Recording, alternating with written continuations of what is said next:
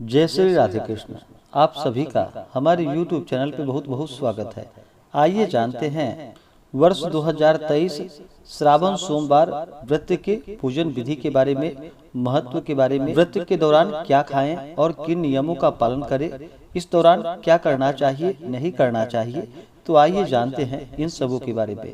इस बार श्रावण सोमवार का व्रत, जो कि पहला सोमवार 10 जुलाई को व्रत किया जाएगा, दूसरा सोमवार का व्रत 17 जुलाई 2023 को, तीसरा 24 जुलाई, चौथा 31 जुलाई, पांचवा 7 अगस्त, छठा 14 अगस्त, सातवां 21 अगस्त और अंतिम 8वां जो कि 28 अगस्त श्रावण सोमवार का व्रत किया जाएगा।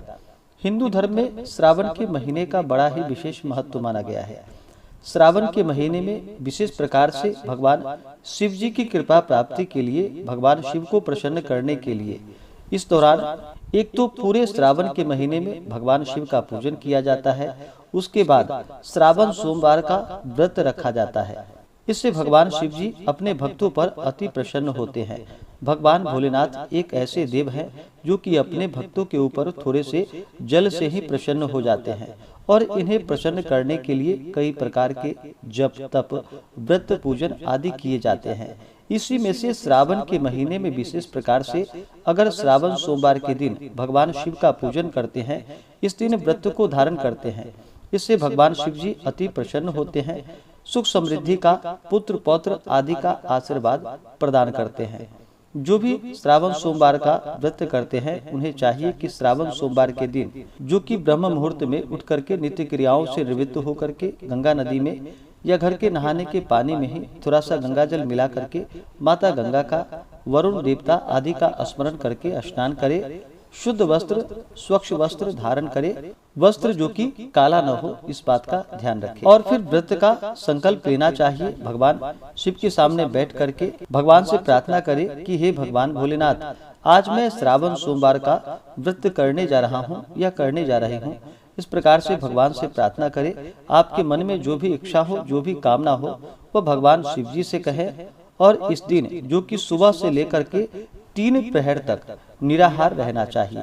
और इस दिन भगवान का सुबह के समय में और फिर 3 प्रहर बीतने के बाद भगवान का पूजन करे, कथा श्रवण करे। इसके बाद आप चाहें तो फलाहार या भोजन ग्रहण कर सकते हैं। विशेष प्रकार से आप चाहें तो फलाहार ले करके, जो कि सोमवार के सूर्योदय से लेकर के मंगलवार सूर्योदय होने के बाद फिर व्रत का पारण करें, तो यह अनंत गुना पुण्य फलदायी होता है। तो आप अपनी स्वेच्छा के अनुसार और सामर्थ्य के अनुसार व्रत को धारण कर सकते हैं। आप चाहें तो फलाहार रह करके भी व्रत को धारण कर सकते हैं, नहीं तो 3 प्रहर बीतने के बाद भगवान का पूजन और कथा श्रवण करके भगवान की आरती करें। पूजन संपन्न करने के बाद आप भोजन ग्रहण कर सकते हैं। इस दौरान, जो कि श्रावण सोमवार के व्रत में दूध का प्रयोग नहीं करना चाहिए, जहाँ तक हो केला, सेब, आम, काजू, पिस्ता, इन सबों का प्रयोग करके आप फलाहार ग्रहण करें। आप चाहें तो चाय कॉफी पी सकते हैं, कोई दिक्कत नहीं है। व्रत के दौरान जो भी व्रत को धारण करते हैं, उन्हें कुछ बातों का ध्यान रखना चाहिए। व्रत के दौरान किसी के ऊपर क्रोध ना करें, अपने मन में किसी के प्रति ईर्षा या द्वेष का भाव ना लाए, ब्रह्मचर्य का पालन करें, तामसिक वस्तुओं का प्रयोग या नशीले पदार्थों का सेवन बिल्कुल भी नहीं करनी चाहिए। मांस, मदिरा, लहसुन, प्याज, अंडा आदि का प्रयोग बिल्कुल भी नहीं करनी चाहिए। शुद्ध और सात्विकता के साथ व्रत को धारण करना चाहिए और पूर्ण निष्ठा के साथ भगवान का पूजन करना चाहिए। इस दौरान ओम नमः शिवाय या श्री उमा महेश्वराभ्याम नमः, इन मंत्रों का जप आदि करे तो बड़ा ही पुण्य फलदायी होगा। इस दिन भगवान शिव का, जो कि इनके पूजन का बड़ा ही विशेष महत्व है, जो भी वस्तु भगवान शिव जी को अर्पित करते हैं, तो उस वस्तु को चढ़ाने का विशेष महत्व माना गया है।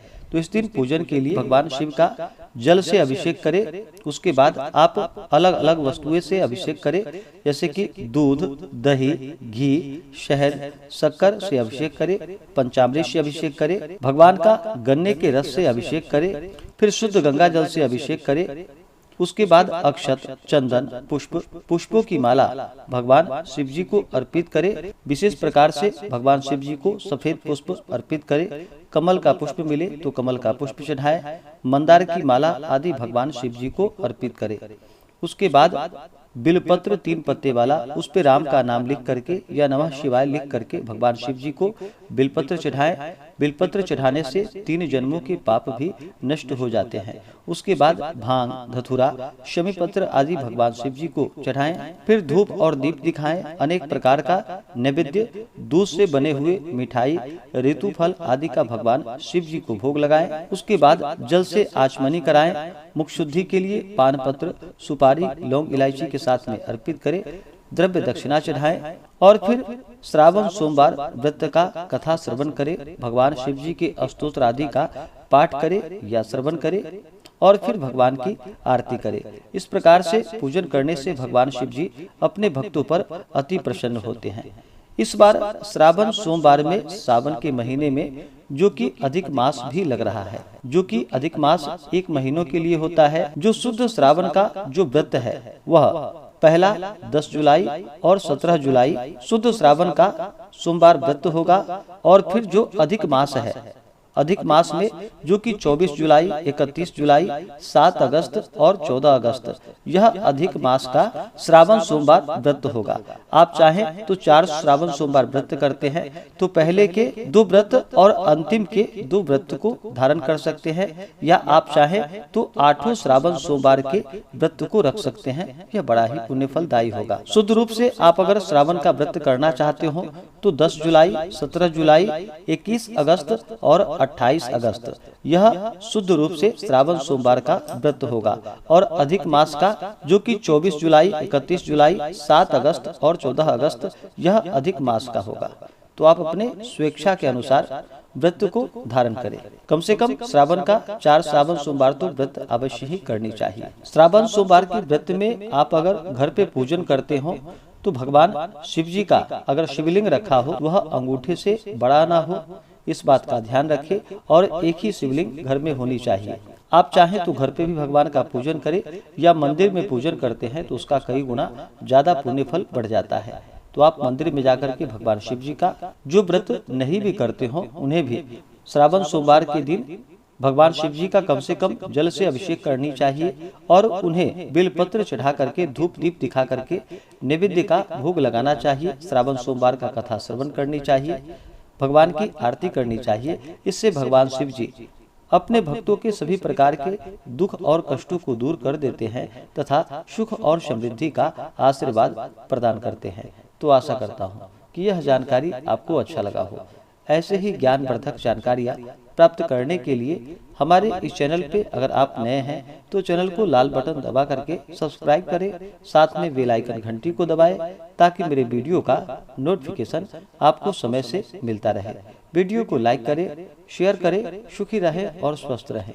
जय श्री राधे कृष्ण। धन्यवाद।